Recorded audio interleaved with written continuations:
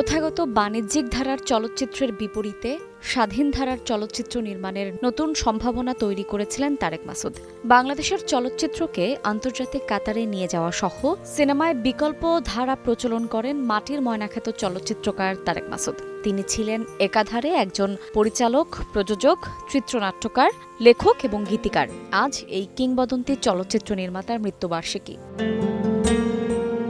2011 সালের 13 আগস্ট কাগজের ফুল নামে একটি ছবির শুটিংয়ের লোকেশন নির্বাচন করতে সহকর্মীদের নিয়ে পাবনার ইছামতি নদীর তীরে যান তারেক মাসুদ। ফেরার পথে মানিকগঞ্জে এক মর্মান্তিক সড়ক দুর্ঘটনায় মারা যান তিনি। সে সময় তারেক মাসুদের সঙ্গে ছিলেন তার দীর্ঘদিনের সহকর্মী, সাংবাদিক ও বিশিষ্ট চিত্রগ্রাহক মিশুক মুনির।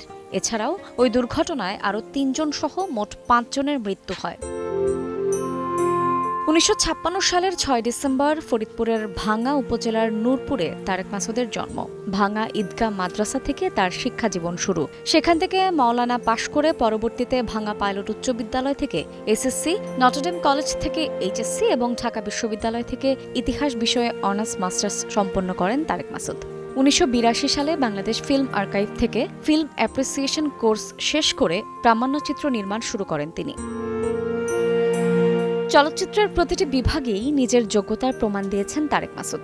মাটির ময়না ছাড়াও অন্তর্যাত্রা, রানওয়ে কিংবা প্রামাণ্যচিত্র আদমসুরত, মুক্তির গান এখনও দর্শকের মনে দাগ কাটে। চলচ্চিত্রে বিশেষ অবদানের জন্য তিনি 21 পদক, জাতীয় চলচ্চিত্র পুরস্কার, মেরিল প্রথম আলো পুরস্কার, চ্যানেল আই চলচ্চিত্র পুরস্কার সহ বিভিন্ন দেশীয় ও আন্তর্জাতিক পুরস্কার লাভ করেন। শায়লা রহমান, ইমা, সময় সংবাদ।